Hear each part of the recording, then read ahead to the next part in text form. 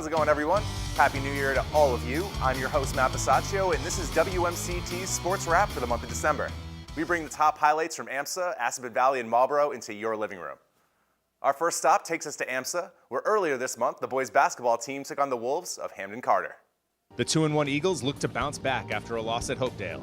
Tuesday, they took on the Wolves from Hamden Charter. The first quarter set the tone for the rest of the night.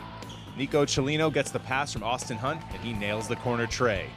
Then, a few possessions later, it's Mark Bibu who gets left alone on the inbounds play, takes it, and makes it. The Eagles would lead by 10 after 1. In the second, it was more of the same. Hunt finds Cellino again, and he won't miss from there. And again, it's Hunt finding the open man. This time, it's Drew Meyer underneath for 2, and the Eagles took a 15-point lead at the half. In the third, AMSA would put the game out of reach. Nick Gopal finds Meyer on the backdoor cut for 2. Gopal would finish the night with a game-high 14 points. And now, it's Hunt on the receiving end of the nice pass from Cellino. Hunt finished with 12, and the Eagles win going away 61-31. They play again on January 2nd against Blackstone Millville. Since that game on December 18th, the Eagles have only played one other game, losing to Blackstone Millville 63-53. They currently sit at 3-2 overall and 1-0 in league play. Now we'll head over to Neighborhood Arena, where the Assabet Valley boys hockey team took on the Tigers of Littleton High in their home opener. The Aztecs took on the Lions in Assabet's home opener on Wednesday night, looking to get the season off on the right foot. Less than 5 minutes in, number 23, Aiden Cornwell, takes a shot from the blue line. Lion goalie Ben Canfield looks to initially have control, but it trickles out, and center Dylan Sawyer puts back the rebound to score AV's first goal of the season. Goal number 2 wouldn't be far behind. David Duffy dishes it off to Mike Kaskowitz, who finds Ryan Gilmar in weak side, and he bangs it home. Assabet would take that 2-0 lead into the first intermission. AV goalie Robbie Starkey had an eventful second period. The Aztecs were at least one man down the entire period, and Starkey made a few nice saves to keep Littleton off the board. But eventually, with a 2-man advantage, the Lions were able to break through. First, Sean Mazzoni finds the back of the net with this wrister. Then, a few minutes later, it's Chris Berger who rifles it past Starkey to tie the game up going into the third period. Assabet looked to send their fans home happy, but the third didn't get off to a good start. Here, Maddox Lizotte passes it ahead to Justin Montepoluso, who deflects it past Starkey for the Lions' third straight goal to take the lead. With just 3 minutes to go, it didn't look good for AV, but then this illegal check puts number 5, Sean McGarrion, on the ice. He'd be helped to the bench, and Littleton would get a 5-minute major, putting AV on the power play. Right off the faceoff, Johnny Campbell finds Kaskowitz, and he snipes the equalizer with 1:59 remaining, helping the Aztecs earn the tie on opening night. Since that opening night tie, the Aztecs have gone 2-3 and are 0-1 in league play.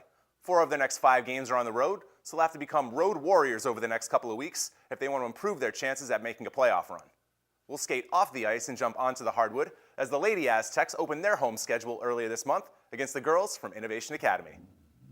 The Lady Aztecs look to notch their first win of the year as they took on the Red-Tailed Hawks of Innovation Academy in their home opener on Thursday.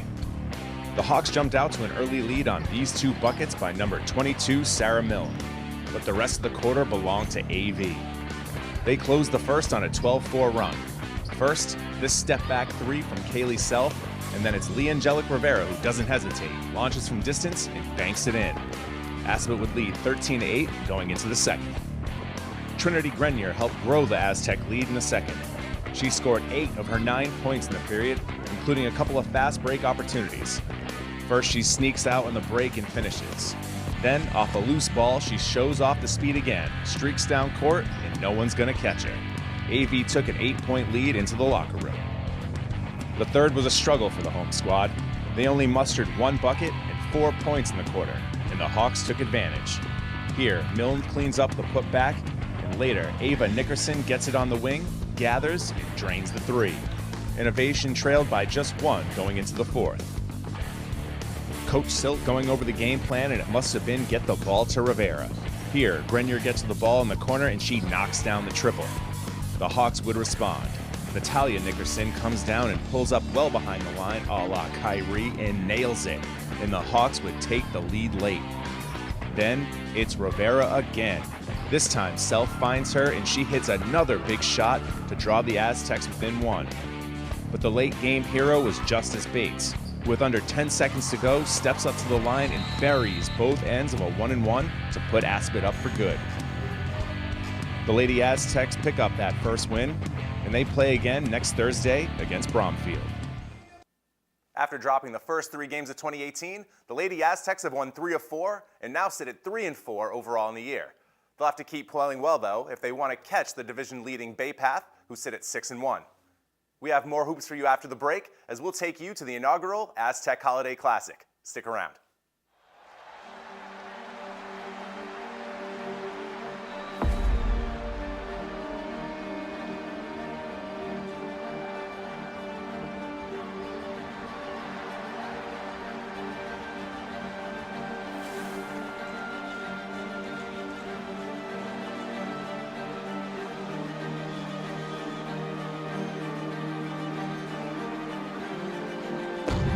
As we continue to swing for the fences, at Stand Up to Cancer, we know that any advancement can have a life-changing impact. And here he lays down a beautiful butt. It's a safety squeeze, and safe! And bring someone home. Stand up for the 16 million people living with cancer in the U.S. and Canada. Visit standuptocancer.org/MLB. Gotta blow it up. The Hero Effect is now available for online streaming. We know if families can't afford to buy food, they're certainly not going to buy books. If we wait till kids are in school, it's too late. If you're not reading at grade level in 3rd grade, you get to 4th and 5th, and then we start having school truancy and dropping out of school and leading down a completely different path. I've always been drawn to learning. What we wanted for our kids, we want for all kids. The Hero Effect, now streaming at heroeffect.com. Welcome back to Sports Wrap. This year, Aspet Valley took on the role as host when they put on the first ever Aztec Holiday Classic. The 4-team tourney featured Marlboro High and Paula Freire in the opener, and host Aspet played Northbridge in the other half of the semifinal. Here's the highlights from Game 1. Marlboro played the opener of the Aztec Holiday Classic, looking to stop their 3-game skid against the boys from Paula Freire. The Panthers got out of the gates quick. Early in the first, Di Gregorio takes it to the basket and finishes around 2 defenders. Then, he gets the ball in the corner and knocks down the open look. Mike Velotis hit a couple of threes in the first, but here he freezes the D with the ball fake and sinks the floater. Coach Bowman had to be pleased with his club's effort in the first half. They passed the ball well, including this dime from Minucci to Guerreri for the easy bucket, and later it's Tony Salome who finds Di Gregorio for 3. Steve had 14 first-half points, and the Panthers led by 13 at the half. Let's skip ahead to the beginning of the fourth, where Velotis hits another 3, which gives the Panthers an 11-point lead with just 7.5 to go. After that, the boys from Holyoke took over with their press.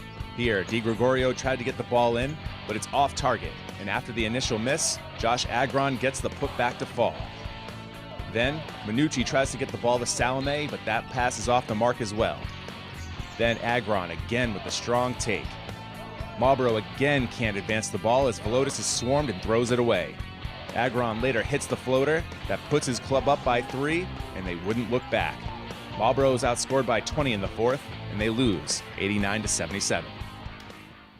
It's been a tough season so far for the Panthers. After winning opening night, they've lost 5 in a row now. A talent like Chris Doherty isn't easily replaced, so it looks like the rest of this season will be a build towards next year for Coach Bowman and his boys. Now, it's been a different story for the Aztec basketball team. They started the season 3-0 before the Holiday Classic. But before we get to their semifinal matchup against Northbridge, let's take a look at a portion of our conversation with Coach Corzini.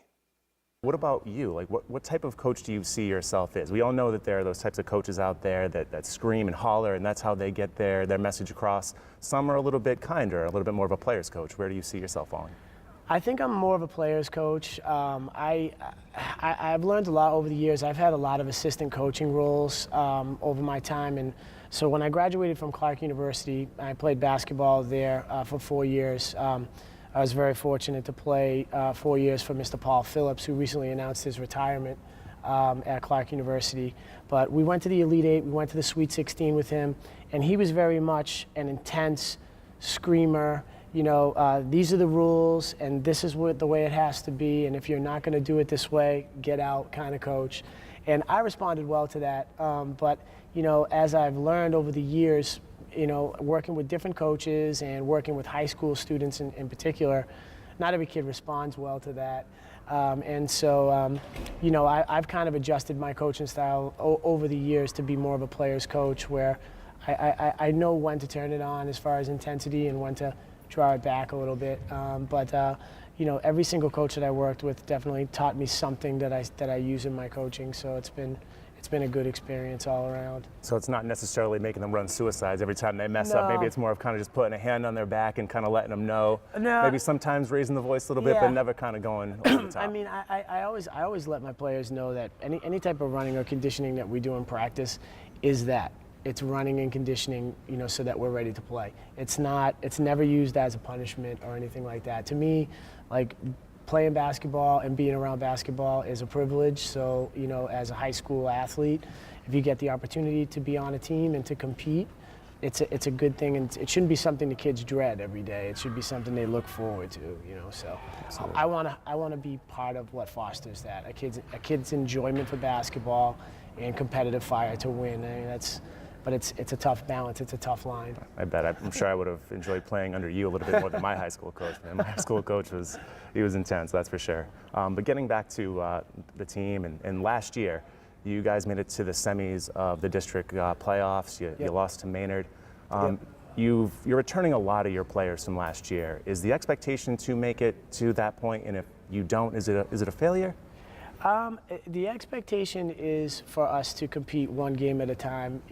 I mean, if you look too far ahead, you can tend to overlook some of the hungrier competitors that you got to face along the way. You know, we want to take one game at a time. Obviously, we set goals as a team, and of course, you know, our goal would be to be in the state finals. But we understand that that's a big goal, and that we can't look past the 20 teams we have to play during the regular season to get to that point, and then. Of course, the postseason is just survive and advance time. So you know, you have to again take the challenge in front of you, knowing the big picture where you want to get to the mountaintop, but you have to get past those teams first in front of you, and that's game by game and situation by situation. As you saw last night, you know, you just never know what kind of wrenches are going to be thrown into the gears and what you have to do as a coach to adjust. So. It's all a challenge, but it's all fun. We love Host it. Aspet Valley looked to advance to the finals in the inaugural Aztec Holiday Classic as they took on Northbridge. Jeff Hunter had himself a first quarter. He dominated play on both ends, making multiple blocks on this possession, and here he shows off the agility running the floor and spinning off his man for the easy two. Later he catches the alley from McManus, showing off the hops, and then he gets it behind the line and drills the long-range jumper. He had 13 in the first, and the home team led by 16 after 1. The Rams would respond in the second by connecting on 5 shots from downtown, including this one from the top of the key, another one from the right corner, and then later it's Dylan Padula who sinks it from the left corner to help cut the lead from 16-4 going into the half. The Aztecs would take an 8-point lead going into the fourth, where they put the game away. First, it's Hunter here with the post move for 2. Hunter then finds McManus for the long 3. He finished with 17 on the night. And the play of the game comes off the steal by Dawsis. He gives it to McManus, who throws it off the backboard, and Hunter finishes with authority. The Aztecs go on to win 72-50. We'll play Paulo Freire for the Holiday Classic Championship. After dismantling the Rams, the Aztecs set their sights on taking home the Holiday Classic Championship. But first, they'd have to deal with the Panthers of Paulo Freire, who are feeling confident after their victory over Marlboro in the semis. Coach Corzini and the Aztecs look to win the first ever Aztec Holiday Classic Championship against the Panthers of Paulo Freire. The Panthers came out scorching. Josh Agron hit a couple of threes in the first, including this one from the key. And a few minutes later, he picks McManus's pocket, finishes at the other end, but the road team up by 12 midway through the quarter. But the Aztecs go on a run of their own to end the period, capped off with this buzzer beater from Nick Hudson to cut the lead down to 2 after 1.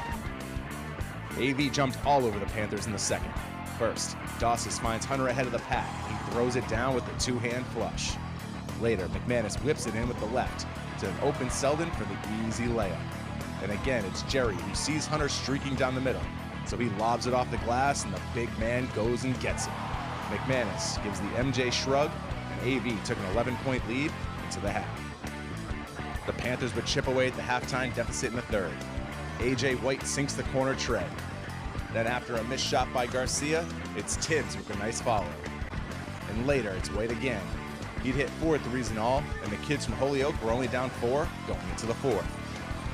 The final stanza started off well for the Aztecs. McManus finds Hunter with another one-handed dime. Then up by 6 with 2.5 to go, Hunter looks like he's going to throw it down again, but he comes up short.